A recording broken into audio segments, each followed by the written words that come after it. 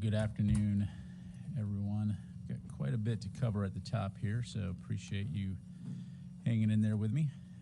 First up, I'd like to highlight that the Department of Defense continues to work closely with FEMA, the state of Hawaii, and other federal agencies in support of the coordinated response to the Maui wildfires. This includes U.S. Army Pacific Command's overall leadership of 9 approved mission assignments from FEMA. And as part of those efforts, Joint Task Force 5.0 continues search and recovery activities with Hawaii National Guard teams, FBI, and the Defense POW MIA Accounting Agency, while the Hawaii National Guard also continues providing 24-hour support to local law enforcement. Trucks, water tanks, and specialists from the 25th Infantry Division are on the ground in Maui now in support of the water distribution mission, with support from Pacific Fleet's Navy Environmental Preventative Medicine Unit 6. Of note, Major General Kenneth Hara, the Adjutant General for the state of Hawaii, Lahaina Wildfire Incident Commander, and the Director of the Hawaii Emergency Management Agency will hold a press briefing today via Zoom from Hawaii at 5 p.m. Eastern Time with updates on DoD's ongoing response to the Maui wildfires. So for further details on that briefing, I'd refer you to our media advisory. But as we move forward, the Department of Defense will continue to support the people of Hawaii during this very challenging time. Separately, as you know, Hurricane Idalia made landfall yesterday in the Big Bend area of the Florida Panhandle as a Category 3 hurricane, with maximum sustained winds of 125 miles an hour and record-breaking storm surges. It was the strongest hurricane to strike Florida's Big Bend region in more than 125 years. Florida National Guard has been fully activated, and the Joint Task Force Florida is at full operational capacity under the direction of the Florida Division of Emergency Management.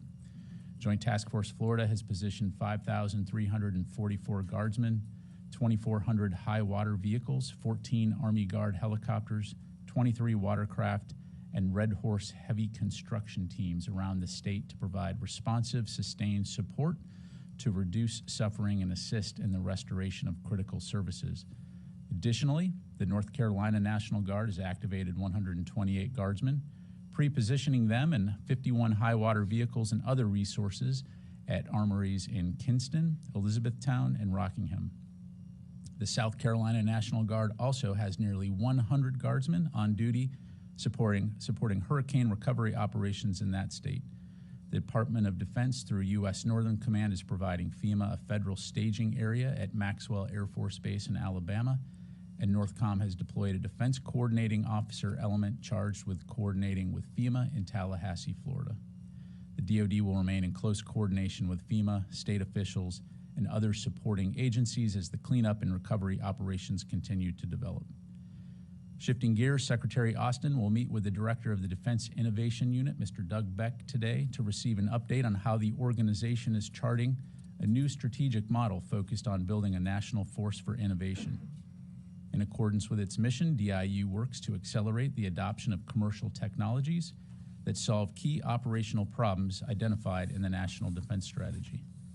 The Secretary and the Deputy Secretary will continue to work closely with DIU in support of a whole-of-department approach to both innovate and quickly field technology to enable enduring impact today and into the future. In other news, the Department is launching a website on the All-Domain Anomaly Resolution Office to provide the public with information concerning ARROW and its efforts to understand and resolve unidentified anomalous phenomena. This website will provide information, including videos and photos, on resolved UAP cases as they're declassified and approved for public release.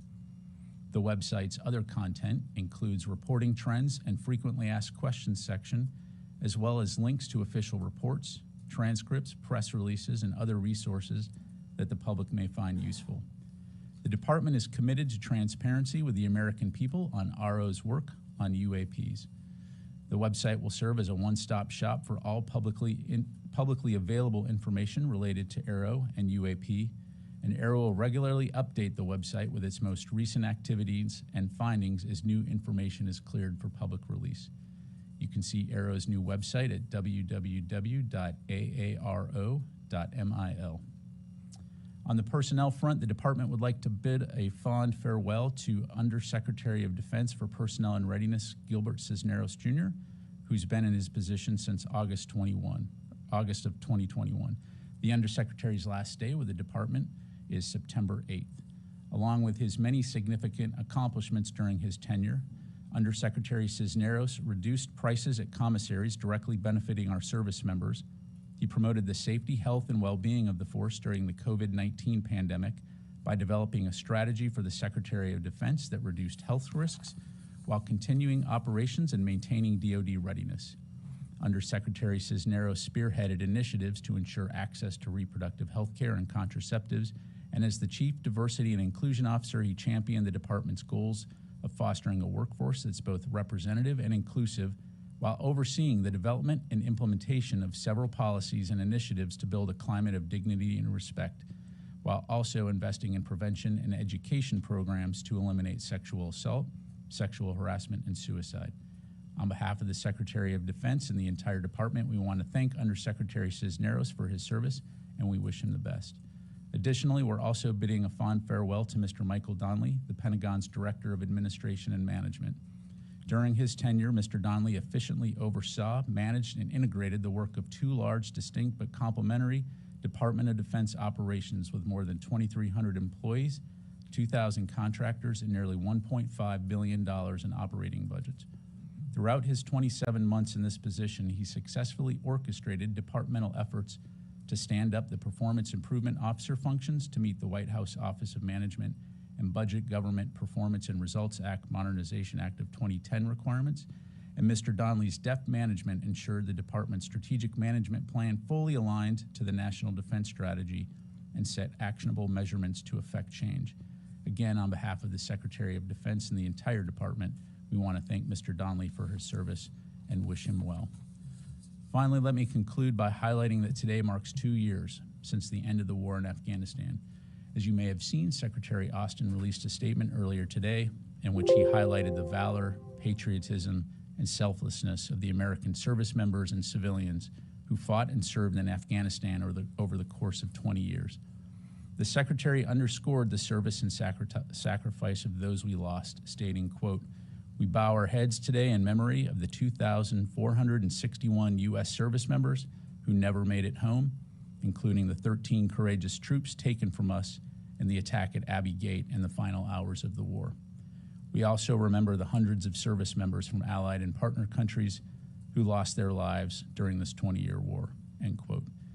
In closing, Secretary Austin emphasizes that the war in Afghanistan is over, but our gratitude to the Americans who fought there is unending. The full statement can be found on the DoD website. And with that, I'll be happy to take your questions. Go ahead and start in the room here with Idris. Just speaking about Afghanistan, Congressman Mills introduced articles of impeachment against the Defense Secretary because of the withdrawal from Afghanistan and what he says were, some intel that was ignored. Has the Secretary spoken with the Congressman since the articles of impeachment were introduced, and is he concerned that he could be impeached? Yeah, thanks, Idris. So they have not spoken. And in terms of those articles, I'm not going to discuss any proposed or pending legislative actions. What I would say, though, is that there is no one who cares more deeply for the well-being of service members and their families, whether it's serving today or whether it was serving in Afghanistan, than Secretary Austin. Is there a reason he hasn't tried to reach out to him? Does he believe the articles are don't have merit, or what's the reason? Again, I'm not going to comment on any proposed or pending legislative actions. Hey, Tom. Hey, thank you. Staying on Afghanistan, I did read the statement by the Secretary. Are there any, today is obviously a significant anniversary. Are there any ongoing kind of lessons learned or, reflections on what happened in the last 20 years? Like, what's the ongoing process for the Pentagon in terms of what they learned from those 20 years of conflict? Yeah, sure. Well, from a Department of Defense standpoint, inherently we are an organization that learns from all of our operations, to include those in Afghanistan. And you see that reflected in a multitude of ways, whether it's at our war colleges in terms of the lessons that we've learned, whether it's in our exercises and how we inculcate that, or whether it's from personal experience. You know, in my own experience, having served in Iraq, having served in Afghanistan in support of Operation Enduring Freedom, every time you engage in those type of operations, you're going to learn things which you subsequently apply in other lessons. And so across the board, the department has learned not only from our experience in Afghanistan, but from all of our operations. And we continue to apply those on a day-to-day basis. You know, ultimately, this is a learning organization. And so as a result, what you see is a U.S. military that comes out of 20 years of war in Iraq and Afghanistan that truly makes this the most combat capable, most credible military the world has ever known for that very reason, because you have so many combat veterans in our ranks. Thank you. Warren. Just a very quick follow-up. Will you ever declassify or release an unclassified version of the DoD after action review that was passed to Congress in April, I believe? Yeah, so I don't have any updates on that front, Warren. That was a internal report, classified report. We did provide it to the Hill, but right now I don't have any announcements to make in terms of a declassification. And then, if I may go over my question limit, I have a few questions coming out of the Gold Star family's hearing earlier this week that I wanted to follow up on. First, Marine Sergeant Tyler Vargas Andrews has testified that Marine snipers at Abbey Gate spotted someone who they said matched the description of a suicide bomber, but were denied permission from their superiors to engage the threat. Do you know why? Yeah, I don't have any personal insight into that information. Again, I do know that U.S. Central Command conducted a very comprehensive, exhaustive investigation into the Abbey Gate incident, of course, which is all available on their website and their Freedom of Information Act reading room. But again, you know, we recognize that it was a very challenging situation. Military commanders on the ground in Afghanistan made the best decisions and provided their best military advice based on what was known at the time, and leaders took appropriate action in response to reported threat streams. And since you, again, brought up Abbey Gate and the families, as you've seen, the Secretary did put out a statement over the weekend on that, but we, again, just want to express our deepest condolences to the Gold Star families who lost loved ones in that tragic bombing. And again, we are, as I've highlighted, we are forever grateful for the service and sacrifice of their loved ones and their families. Thank you. It was, again, from this roundtable, it was said military officials were denied permission 2 days before the Abbey Gate attack to conduct an airstrike against an ISIS-K cell in Afghanistan. To your knowledge, is that true, and why were they denied, if so?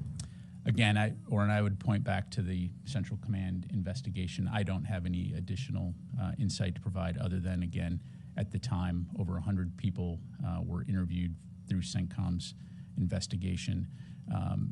At the tactical level, the assessment was that the Abbey Gate attack was not preventable without degrading the mission to maximize the number of evacuees, and that the leaders on the ground followed proper measures and procedures.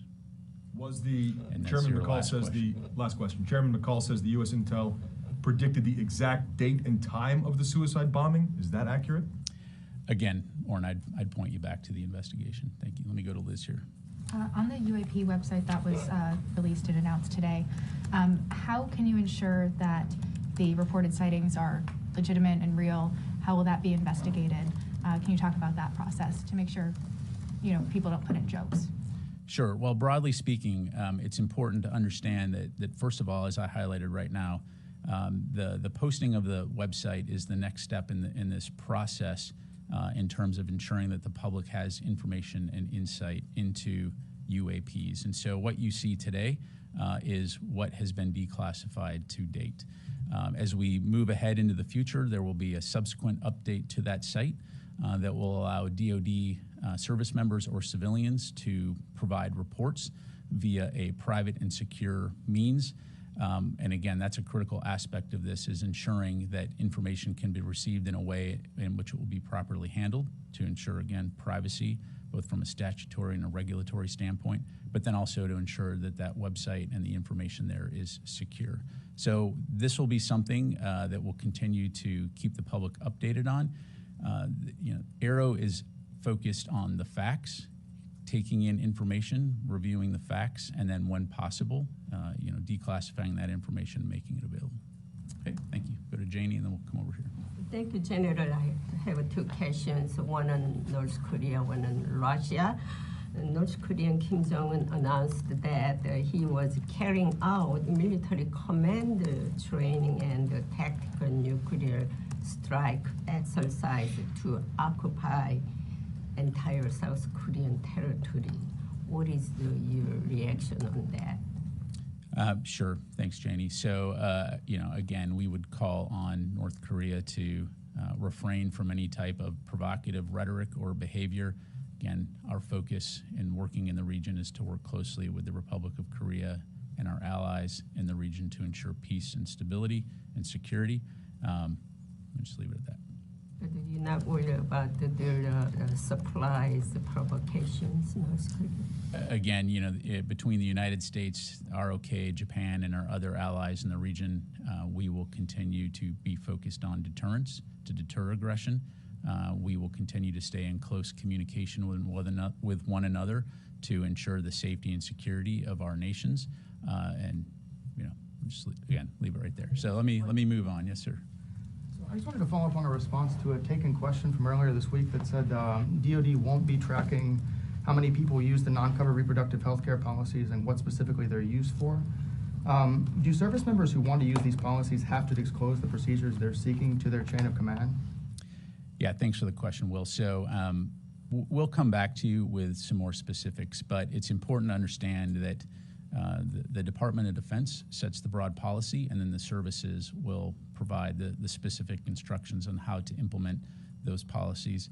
A lot of this will come down in terms of being respectful of an individual's privacy in terms of how they plan to go about requesting, whether it's personal leave versus requesting reimbursement from the department. And so ensuring that there's processes and procedures in place, one, to protect the individual member's privacy, but also at the same time ensuring that we can account for readiness and personnel accountability. Again, we'll have more to provide on that. I'll take that question for you.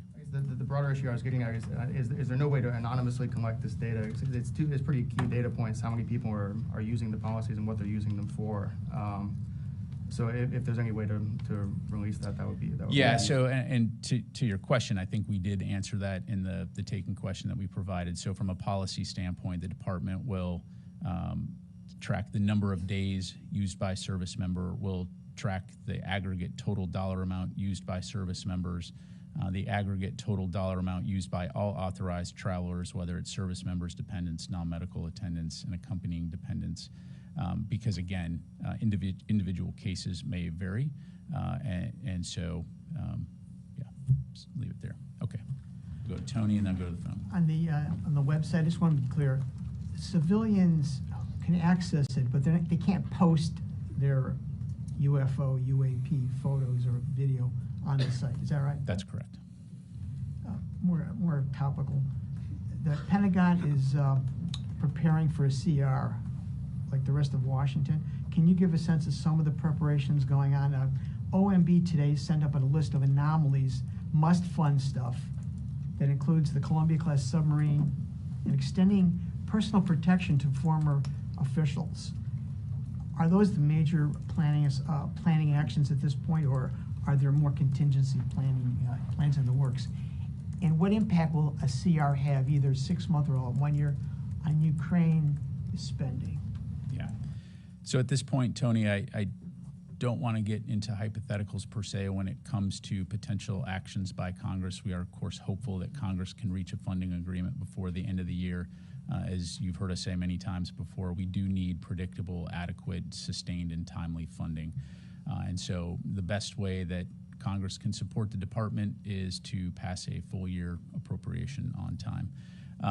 Again, as it relates to Ukraine, right now we feel confident that we'll be able to continue to support Ukraine with the capabilities that it needs. But in the event we do hit a CR, we'll of course have more to say then. On the website, I just want to be clear, this is not something the public can voluntarily post what they think are UAP episodes. This is DoD, it's like a repository of what you've already disclosed. There are all right, a couple of phases here. So what you have today is information from Aero that has been declassified as it relates to looking into UAP reportings. The next step will be, in the relatively near future, enabling service members and civilians, DoD civilians, who have reports to make regarding UAPs to be able to submit those for consideration and review by Aero. As it relates to the public being able to provide inputs, that is something that we will look to do in the future, but I don't have an estimate right now in terms of when the public will be able to submit reports in terms of private citizens, for example. Thanks very much, sir. Thank you. And then I really am going to go to the phone. On the Aero question, it's also our understanding that the program itself is now going to be under the purview of Deputy Secretary Hicks. I'm just wondering what that changes operationally about Aero and about the way it functions. Yeah, well, operationally, it doesn't change the way that Aero functions, other than, again, it highlights the importance of the program to the department and the fact that it has the Deputy Secretary's full attention to ensure that she's able to advocate and fight for the resources that they need in order to conduct their mission. And Congress mandated that you all share what is unclassified on that website.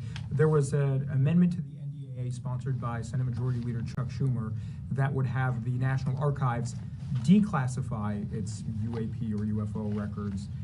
Is Aero going to be doing that as well, looking to declassify some of the information that it has? Yeah, let me take that question because I don't know the answer to that. We'll come back. I have one more if you may Third one. indulge me. All right.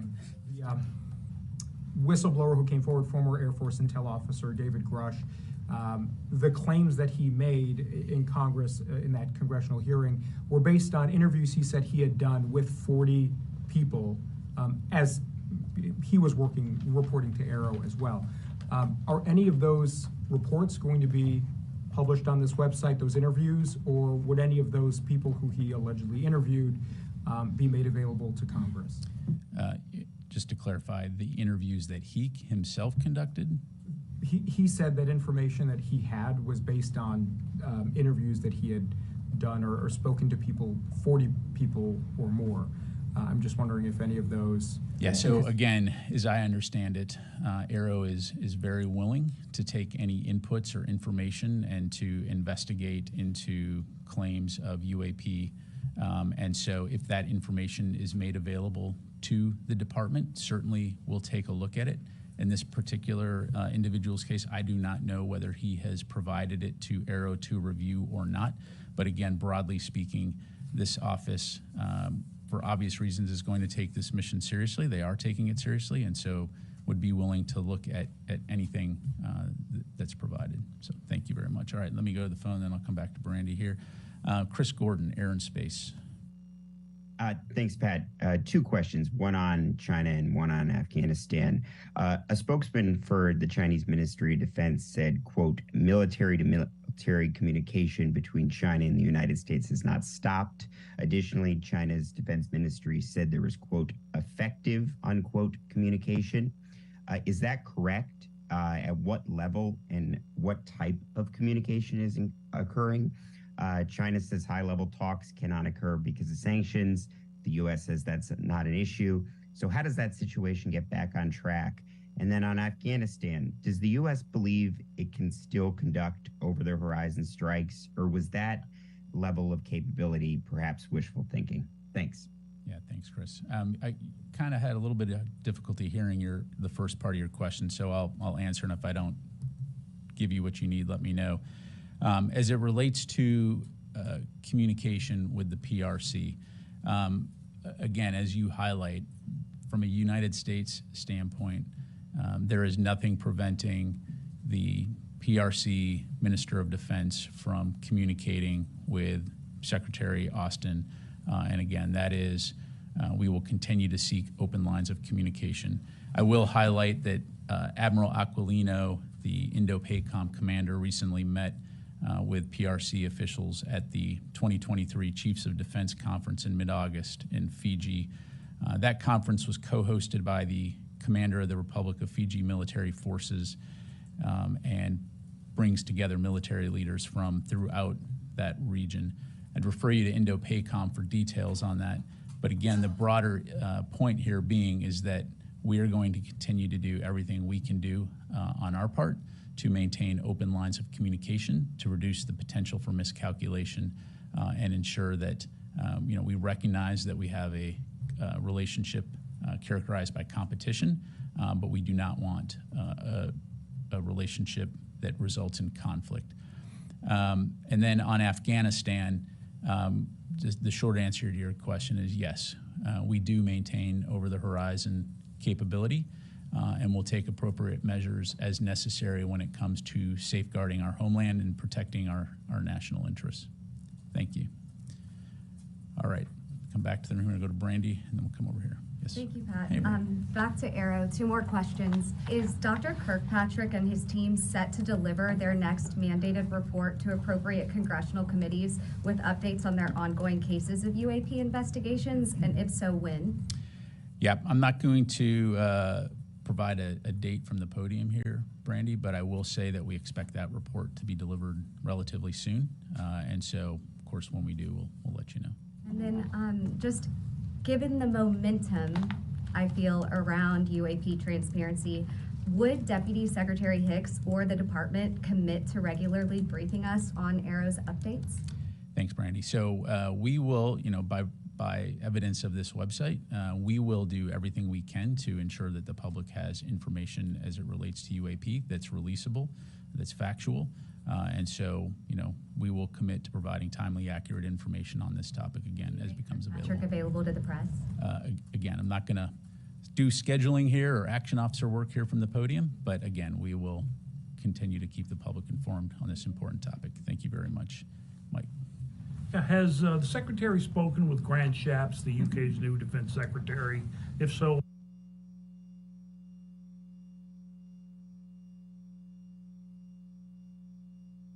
what do they talk about, and does he have any comment about the tenure of Ben Wallace's tenure in office? Yeah, thanks, Mike. They have not spoken yet at this point. Secretary certainly does look forward to talking to the new minister as soon as their schedules align, and that's something that we can put together. Obviously, the United Kingdom is one of our closest, if not closest, allies in the world, and so we look forward to a fantastic, continuing the fantastic working relationship that we have. Thank you. Sir. On the presidential unit commendations that were announced today, can you say whether the National Guard units, specifically the National Guard units from Minnesota and Vermont, are also being awarded the presidential unit commendations? Yeah, so in the statement that we put out today, it highlighted the units that have currently been awarded that recognition. I'd refer you to the services right now for their current statuses. That's not to say there won't be others, but that's just where we're at right now at this point in time. So the list that was announced is an ongoing effort? Correct. Correct. Ashley. The GAO came out with a pair of reports this week on Section 333, train and equip. And it was sort of a mixed bag. It was 75% of projects over the past couple of years have been delayed, and some of the equipment that's been showing up in the countries is faulty. What steps is DoD taking to sort of address some of the problems that the GAO has found? Yeah, thanks, Ashley. I'm going to take that question because I don't want to pass along any bad info. I will say, well, let me just take the question because I don't want to speculate here from the podium. Take it. Could you also add in some information about how potentially DoD and state are working to sort of enhance their cooperation on the projects as well? Absolutely. Thank you. Wafa. General, today OIR in a statement reaffirmed commitment to supporting Syrian defense forces in the enduring defeat of Daesh. Of course, what's meant here is Syrian Democratic Forces, right? Correct. And also, my question is, what's your assessment, what's the department assessment of the situation in Syria in light of the recent violence in northeast Syria? And did you notice any change in the movement of Daesh there? And also if there's any change in the U.S. troops posture in Syria? Sure. So broadly speaking, for a more granular level of understanding of the situation on the ground, I'd refer you to CJTF OIR. As you know, our focus there continues to be on the enduring defeat of ISIS. No force posture changes to my knowledge at this point in time in terms of the focus on that mission there. And as you highlight some of the violence sort of separate from the defeat ISIS mission, again, I don't have any specific comments on that other than to say our sole reason to be in Syria right now is, again, focused on the defeat ISIS mission. Thank you very much. Tom, go here. Thanks, Pat. Two follow-up questions to the announcement yesterday on the new package for Ukraine. Where is the cost of transporting the materials found? Is that part of in this case, the $250 million, or is that a separate cost that appears elsewhere? And my second question on that. Yeah, it's part of the Presidential Drawdown Authority. The 250, that would cover the cost of them. Okay. My second one, I can't put on an Air Force hat like you do. Where will the Sidewinders be used on what kind of aircraft? Tom, I'm not going to get into how the Ukrainians specifically are going to put. I'm asking about like what kind of planes are they adaptable to? Yeah, again, I'm just not going to get into how the Ukrainians are using particular types of munitions. I'd refer you to them. I'll just leave it at that. Thanks very much, sir. If I could follow up on the de-ISIS question. Is the department concerned this unrest in eastern Syria, this local resistance directed towards the U.S.-backed Syrian Democratic Forces? Does the department have any concerns that this could be exploited by other actors in the Syrian conflict, such as Iran-backed groups? Anytime there is a distraction from the defeat ISIS mission, obviously that's a challenge. But again, I think we're confident right now that we will be able to continue to work with the international coalition to stay focused on the defeat ISIS mission. It certainly is a dangerous part of the world. It's been a dangerous part of the world for a very long time. But again, we will stay focused on the mission at hand. If U.S. forces are attacked, will the department respond? I'm not going to get into hypotheticals other than to say that, as always, we reserve the right to self-defense and will take appropriate actions to safeguard and ensure that our forces are protected. So, thank you. Yes, ma'am. In 2022, it was reported that there was a transfer of munitions between North Korea and Russia. Have those munitions already been used up, or have we seen them on the battlefield? Yeah, thanks. So my understanding is that what you're referring to is some rockets and missiles that the DPRK had provided to Wagner Group toward the end of last year. Obviously, you heard the White House talk yesterday about the fact that Russia continues to negotiate to seek additional arms from the DPRK, without going into specifics, essentially artillery, ammunition. But beyond that, at this point, don't have anything else. One more. So what is the difference between these negotiations in the past? Well, I mean, more worried about these? Yeah, so first of all, any arms deal between the DPRK and Russia directly violates numerous UN security resolutions. Oh, by the way, those arms contribute to the killing of innocent Ukrainians and perpetuates Russia's illegal war in Ukraine. What you see here, I think the difference here is Wagner Group is a mercenary commercial company working under the auspices of the Russian government versus the Minister of Defense actual traveling to the DPRK to negotiate for arms. So to the highest levels of the Russian military establishment. So again, we are going to continue to urge the DPRK to not negotiate with Russia and not to provide these arms to, again, perpetuate this illegal invasion and occupation of Ukraine. Thank you very much. Only one question. Yes, I missed the Russia issues. That since Russian President Putin and North Korean Kim Jong-un and directly deal with the arms deal. So do you think the arms deal between Wagner Group and North Korea is over due to the death of Prigozhin? Well, I think the bigger issue is Wagner Group. Wagner Group is essentially over, so I think it's pretty safe to say there's not a lot of negotiating going on there. But again, the broader issue here is the Russian government, which Wagner was working for in support of operations in Ukraine. And at one point in time, Wagner Group were the most effective combat forces Russia had on the ground in Ukraine. And they've essentially been removed from the battlefield as anything even remotely being significant in terms of combat capability. So the broader issue here is Russia seeking out rogue regimes, to include Iran, attempting to try to obtain additional ammunition or weapons.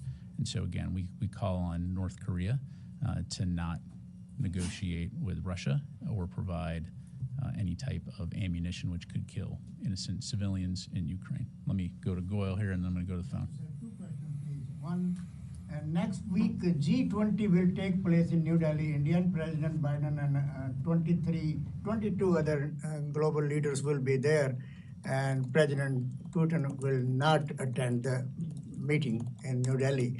My question is now, this war between, or Russia's war against Ukraine, or between two countries, continues, will continue.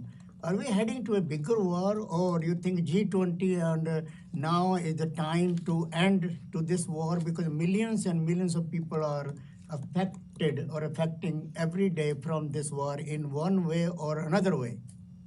Yeah, thanks, Goyle. Certainly agree with you. It is time to end the war, and really what that would take is for Russia to withdraw from Ukraine and return their sovereign lands back to the Ukrainian people. We know that's not going to happen, and so we're going to continue to stay focused on supporting Ukraine, working with our allies and partners to ensure they have what they need to defend their country. From a United States standpoint, we are not at war with Russia. We are focused on supporting Ukraine so that they can defend themselves and their sovereignty. But let me...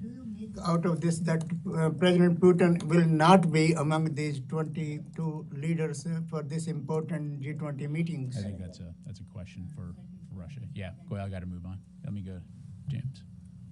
Today, in Secretary Austin's statement about Afghanistan, he mentioned Operation Afghan Allies Refuge, where we evacuated 124,000, and I think 78,000 of those were Afghans who entered the U.S. under humanitarian parole, but that status was only for 2 years, and a lot of those Afghans that they rescued, which we lost 13 Americans for, are now under looming threat of being deported back to Afghanistan, which seems to run counter to what that mission was intended to do. And so I'm wondering if the Pentagon supports some of these proposals in the Afghan Adjustment Act, which would, there's precedence for passing this type of legislation after the Gulf War, after Vietnam, which would alleviate that looming threat of being deported. I wonder if the Pentagon supports those kind of acts. Yeah, as you highlight, I mean, we do want to recognize the Herculean effort that was taken to evacuate over 124,000 people from Afghanistan, and the gratitude to our Afghan allies who fought alongside us during that time.